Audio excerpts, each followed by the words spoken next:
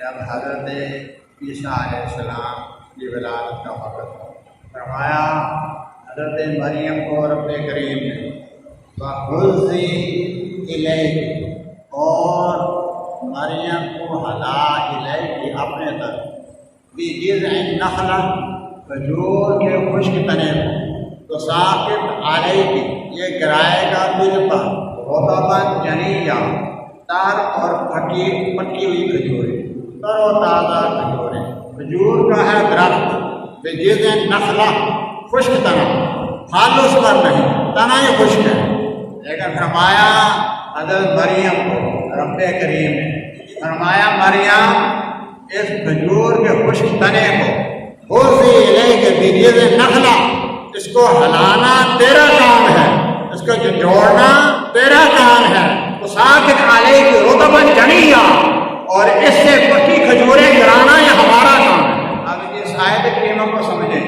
ہر چیز اللہ تعالیٰ نے اس کا کوئی سبب رکھا ہے اس کائنات میں یہ تحت الاسباب سبب کے ذریعے چلتی ہے۔ کھجور کا بیج بویا جاتا ہے اسے پانی دیا جاتا ہے وہ باہر نکلتا ہے تنا بنتا ہے اس میں پتے لگتے ہیں پھول لگتے ہیں اور اس کے پھل کی جو ہے شروعات ہوتی ہیں پھر پھل لگتا ہے پھر وہ پکتا ہے یہ اس کے اسباب ہیں۔ کھجور حاصل کرنے کے درمیان میں بے شمار مراحل ہیں اسباب ہیں ان کے بغیر کھجور کا حاصل ہونا حضرت انسان کے نزدیک یہ عبث اور بیکار کام ہے۔ اس کو کہتے ہیں تحت الاسباب کہ below the reason ہر چیز جو ہے اسباب کے تحت جہاں پہ جو فرمایا کہ کھجور کا تنا ہے خشک ہے جس پر پھل نہیں لگا اس کو تو ہلا پکی کھجوریں دینا یہ ہمارا کام ہے اس میں سبب تو ہے نہیں ہے پھل بھی نہیں لگا ہوا نہ کچا ہے نہ پکا ہے پھر رب کریم نے اس کھجور کے تنے میں یہ قوت پیدا کی یہ ہے فوق الاسباب اباؤٹ دا ریزنس اسباب کے بغیر اس کے پیچھے جو ڈرائیونگ فورس ہوتی ہے وہ اللہ تعالیٰ کی قدرت ہے ویسے اللہ تعالیٰ کی قدرت جو ہے وہ دونوں جگہ کام کرتی ہے چاہے وہ چیز تحت الاسباب ہو اسباب کے ذریعے ہو یا اسباب کے بغیر ہو اسباب کے ذریعے جیسے دنیا میں بچے کا آنا والدین کے ذریعے لیکن اس میں بھی اللہ تعالیٰ کی قدرت کا شمع ہوتی ہے اور حضرت عیسیٰ جو بغیر باپ کے آئے یہ ما فوق الاسباب ہے اسباب کے بغیر ہے اس میں اسباب نہیں ہیں لیکن یہاں بھی اللہ کی قدرت ہے دو چیزیں ہو گئی ما فوق الاسباب ما تحت الاسباب وہ چیزیں جو بغیر سبب کے اللہ تعالیٰ کا فرماتا ہے بظاہر سبب نظر نہیں آتا اور وہ چیزیں جو اللہ تعالیٰ تعالیٰ فرماتا ہے وہ سبب کے ذریعے ہے اب اللہ تعالیٰ نے حضرت مریم کو فرمایا ہاتھ ہو تیرا حُزِّي إِلَيْكِ ہاتھ ہو مریم کا جو جوڑنے والی بھی مریم ہو حضرت عیسیٰ کی والدہ ہو ہاتھ ہو مریم کا تنا ہو خشک اللہ تعالیٰ اس بندی کی لاج رکھتا ہے اور خشک تنے سے بھی تر و تازہ کھجوریں عطا ہو ہر ایک کے لیے کبھی نہیں یہ جو ہے نا یہ ما فوق الاسباب کی قوت یہ اللہ اپنے بندوں کو بھی عطا کرتا ہے جیسے حضرت مریم کو عطا فرمائے حُزِّي إِلَيْكِ بِجِذْعِ النَّخْلَةِ تُسَاقِطْ عَلَيْكِ رُطَبًا جَنِيًّا اور اللہ تعالیٰ بھی ما فوق الاسباب جو ہے اس کی قدرت سے ہوتی ہے بظاہر اسباب نہیں ہوتے حضرت عیسیٰ علیہ السلام کی مثال دی دوسری حضرت ابراہیم علیہ السلام جب آگ کے اندر آتش نمرود میں گرائیں گے سورۃ الانبیاء آیت نمبر 69 رب کریم فرماتا ہے یا نار کونی بردم و سلامن علی ابراہیم اے آگ ہو جا بردم ٹھنڈی و سلامن و سلامتی والی علی ابراہیم پر اب اس کو پہلے یہ سمجھیں کہ آگ کی 3 پراپرٹیز آف فائر آگ کے اندر 3 خصوصیات ہوتی ہیں ہیٹنگ پاور فرسٹ اینڈ سینڈنگ برننگ پاور اینڈ تھرڈ جو ہے لائٹنگ پاور ایک ہے اس میں جو ہے وہ ہیٹنگ پاور حرارت کی گرمائش دیتی ہے دوسری ہے برننگ پاور وہ جلاتی ہے تیسری ہے لائٹنگ پاور وہ روشن کرتی ہے فرمایا یا نار کونی بر جاؤ اے آگ ٹھنڈی ہو جاؤ اللہ تعالیٰ جو اس کی ظاہر سبب کیا ہے؟ آگ کو ٹھنڈا کرنے کا. آگ جل رہی ہے، جلا نہیں ہے، آگ جل رہی ہے، گرمائش نہیں ہے. اس کو سلب کس نے کیا؟ ظاہری سبب ہے کہ آگ پر پانی ڈالا ٹھنڈی ہو. یہ تو ایسا ہے نہیں، آگ جل رہی ہے، جل رہی ہے، گرمی نہیں ہے. اور سلامتی والی ہو جا. یہ برننگ پاور کو اللہ تعالیٰ سلب کر لیا، جلانے کی قوت کو اللہ تعالیٰ سلب کر لیا. ظاہری سبب تو کوئی ظاہری سبب ہے دنیا میں کوئی؟ نمرودی کو نظر آیا آگ بھی جل رہی ہو، تپش بھی نہ ہو، جلا بھی نہ رہی ہو، لیکن اس کی جو لائٹنگ پاور تھی وہ برقرار ہے. اس کو اللہ تعالیٰ سلب نہیں کیا. دو چیزیں اس کے سلب کر لی آگ کی. نبی کی خاطر اللہ تعالیٰ نے آرام سے دو سلب کر لی. ایک جو ہے وہ ہیٹنگ پاور اور دوسری برننگ پاور. تو جو رب کریم جو ہے اپنے نبی کو آگ کے اندر زندہ رکھ سکتا ہے، وہی رب جو ہے اپنے نبی کی جو ہے زمین کے اندر بھی زندہ رکھ سکتا ہے. یہ سبب کیا ہے؟ تو یہاں سبب کیا ہے؟ یہ ما فوق الاسباب اباؤٹ دا ریزن. ہاں سبب نہیں ہے. اب آگے چلتے ہیں تھوڑا سا. ویسے دنیا کا جو نظام ہے اللہ تعالیٰ جو ہے وہ ریزن پر چلاتا ہے، اسباب پر چلاتا ہے، لیکن کبھی کبھی اپنی قدرت کا اظہار کرنے کے لیے جو ہے وہ اسباب کو درمیان سے ہٹا دیتا ہے. براہ راست اس کی قدرت کا ظہور ہوتا ہے. اسی طرح جو ہے وہ اپنے بندوں کو بھی اس نے اختیار دیا ہوا ہے. عام طور پر اسباب کے ساتھ چلتے ہیں. کبھی کبھی جب بندے اپنے رنگ میں آتے ہیں اور اس کی طرح سے عزت پاتے ہیں، اشارہ پاتے ہیں، بندے میرا ہونے کے اظہار کرتے کہ تیرا تعلق میرے کے ساتھ ہے، تو اولیاء اللہ ہے میں سے ہے، تو ولی اللہ ہے، تو میرا دوست ہے، میرے ہونے کے اظہار کا اسباب کے بغیر ہی کام کر. ابھی اللہ تعالیٰ فرمایا حضرت موسیٰ علیہ السلام کو، حضرت موسیٰ علیہ السلام فرمایا فاضرب لہم. بنی اسرائیل والے 70,000 آپ کے ساتھ چلے. پیچھے تھے فرعونی، آگے سمندر کوسم کا یا اور بھی ہوگا. اللہ تعالیٰ فرمایا فاضرب لہم، یعنی فاضرب عصاک فی البحر. موسیٰ اپنے آسے کو سمندر میں مار، پانی کے اوپر مار. طریقاً فی البحر یبسا، اور سمندر میں سے خشک راستہ نکال. آسا ایک ضرب پڑے، پانی چھٹے گا، درمیان سے خشک راستہ نکلائے گا. یہاں ریزن کیا ہے؟ اسباب کیا ہے؟ پانی رکا نہیں، پانی پھٹ گیا، دو حصوں میں پھٹ گیا. ادھر کا پانی ادھر رک گیا، ادھر کا ادھر رک گیا. ضرورت ہے موسیٰ علیہ السلام فاضرب. موسیٰ پانی پر آسا مارنا تیرا کام ہے، خشک راستہ نکالنا یہ ہمارا کام. ضرورت تیری ہو، قدرت میری ہو، ضرورت تیری ہو، قدرت میری ہو. لیکن اس کی قدرت کا ظہور تب ہوتا ہے جب ضرورت ہی موسیٰ علیہ السلام. جب فرعون آیا پھر کیا ہوا؟ رب نے فرمایا مل جا. یہ تو موسیٰ کے لیے تھا جدا جدا ہونا. جب فرعون آیا نا، موسیٰ کا دشمن آیا، فرمایا یہ موسیٰ کے پاس تھی، فرعون اس کا دشمن آئے گا. پانی فرمایا مل جا. یہ دشمن ہے، وہ اپنا تھا. یہ دشمن ہے، وہ دوست تھا. دوستوں کے لیے اس کی قدرت کا ظہور ہوتا ہے اور دشمنوں کے لیے اس کے غضب کا ظہور ہوتا ہے. تو یہاں تو ابا باؤ دا ریزن ہے نا. سبب کیا ہے؟ کوئی ہے؟ اب آگے چلتے ہیں. جیسے سورہ 70 آئے تھے اور سورہ 7 کے اندر چلتے ہیں. حضرت ایوب علیہ السلام کو اللہ نے فرمایا اور خود رجلی کا هذا مغتسل بارد و شراب. ایوب زمین پر پاؤں مارنا تیرا کام ہے، زمین سے ٹھنڈے پانی کا چشمہ ہمارا کام ہے. اب پاؤں کی ضرب سے پانی نہیں نکلتا. پانی نکالنے کے لیے بورنگ کرنا پڑتا ہے، بورنگ مشین لانی پڑتی ہے، یا ہاتھ سے کھودنا پڑتا ہے. یہ اسباب ہے نا، بورنگ مشین اسباب ہے. پھر کئی دن لگتے ہیں، بور ہوتا ہے، جو ہے مٹی آتی ہے، پھر ریت آتا ہے، پھر کنکر آتے ہیں، پھر صاف پانی آتا ہے. یہ اس کے مختلف اسباب ہے پانی زمین سے لینے کے. رب کریم نے یہ سارے اسباب جو ہیں یہ درمیان سے ہٹا دیے، درمیان سے ہٹا دے. فرمایا اور کو رجلی کا ایوب پاؤں تیرا ہو، ضرب بھی تیری ہو، اور زمین کا سینہ چیرنا اور پانی نکالنا یہ ہمارا ہے. یہ اباؤ دا ریزن، درمیان سے اسباب ہٹا دیے، اسباب کی ضرورت ہی نہیں ہے. گویا یہ سارے معجزات ہیں نا. نبی کا جو معجزہ ہوتا ہے یہ اباؤ دا ریزن ہوتا ہے. اس کے اندر اسباب نظر نہیں آتے، نہ عقل کے دائرے میں آتے ہیں. عقل تو اسباب کو ڈھونڈتی ہے نا. تو سائنس کا بھی یہ ٹاپک نہیں ہے.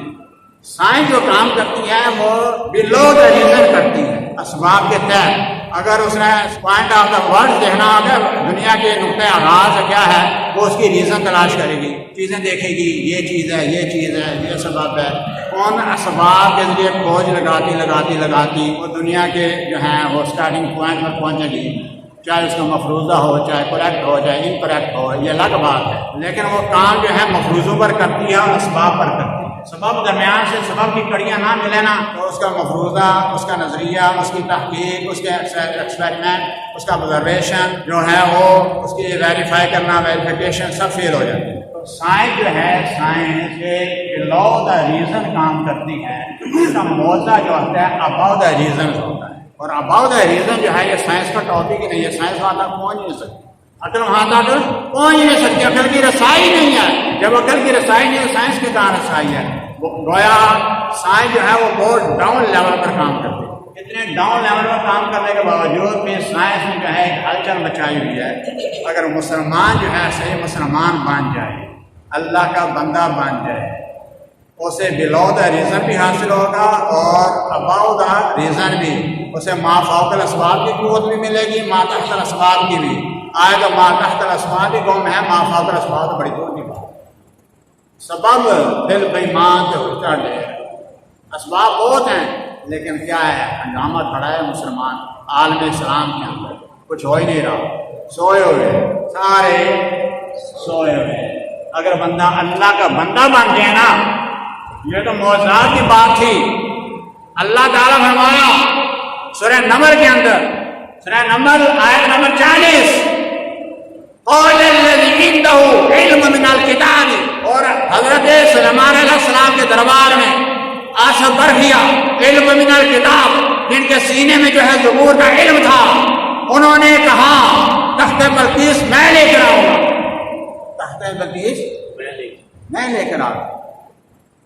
پہلے جن نے کہا تھا ظہر تک آپ کی نشست ختم ہوگی، اس سے پہلے میں لے آؤں گا، اور اس کے مقابلے میں آصف برخیا کھڑے ہوئے، ظاہر ٹائم اور شارٹ ہونا چاہیے نا، دوپہر تک تو اس نے بھی ٹائم مانگ لیا نا۔ اس کے مقابلے میں آصف برخیا پیکر خاکی کھڑا ہو، پیکر آتش کے مقابلے میں پیکر خاکی کھڑا ہو، کہا انا آتی کبھی تخت بلقیس کو میں لے کر آؤں گا آپ کے پاس، قبل این یرتد الیک طرفک، قبل اس کے کہ آپ آنکھ جھپکیں، آنکھ جھپکنے سے پہلے تخت بلقیس لے آؤں۔ آنکھ کا جھپکنا کیا ہوتا ہے؟ آنکھ پہلے یہ دیکھنا اس کی موومنٹ ہوتی ہے، یہ نیچے جھپکتی ہے، پہلے کہنا پہلے نیچے گئی پھر اوپر جاتی ہے، اس کو کہتے ہیں جھپکنا۔ یہ ہے جھپک، یہ ہے یہ پوری، یہ نیچے آئی، یہ گئی اوپر، یہ اس کی جھپک ہوگی۔ انہوں کا آنکھ جھپکنے سے، ابھی یہاں آپ آنکھ جھپکیں گے نہیں، یہ جھپک مکمل نہیں ہوگی، تخت بلقیس سامنے ہوگا۔ اب اس کے دو مفہوم ہو سکتے ہیں، ایک ہوتا ہے بطور محاورہ کہ بہت جلد، پتہ میں آنے جا رہا، بجلی اتنا جا رہا، بجلی اتنا آیا، میں بہت جلد، بہت ویری فاسٹ۔ اب یہ جو ہے محاورہ کے طور پر، حقیقی معنی یہ ہے، اگر محاورہ نہ ہو، حقیقی معنی یہ ہوگا کہ ابھی آپ کی آنکھ جھپک یہ مکمل نہیں ہوگی، تخت بلقیس سامنے ہوگا۔ یہ اس کا ہے حقیقی معنی، اس کا ہے حقیقی معنی۔ ابھی سنیں، فرمایا انا آتی کا بھی قبل این یرتد الیک طرفک، آنکھ جھپکنے سے پہلے میں تخت بلقیس کو دربار سلیمانی میں آپ کے سامنے حاضر کر دوں گا۔ فلما رآہ سلیمان علیہ السلام فا برائے تحقیب اس کہنے کے فوراً بعد، فلما اس کے فوراً بعد، لما جب رآہ سلیمان علیہ السلام نے یوں دیکھا، آنکھ یوں نیچے گئی، مستقرن عندہ، تخت بلقیس آپ کی نگاہوں کے سامنے پڑا ہوا تھا، نگاہوں کے سامنے۔ یہ تو اللہ تعالیٰ فرما رہا ہے، کوئی سیف الملوک تو نہیں ہے، کوئی ضعیف روایت تو نہیں ہے کہ جس پر جڑا ہوگی، جس پر کیل کال ہوگی، یہ رب کا قرآن ہے، بیان کرنے والا خود رب کریم ہے، لانے والا اس کا بندہ ہے، بیان کرنے والا بندے کا رب ہے۔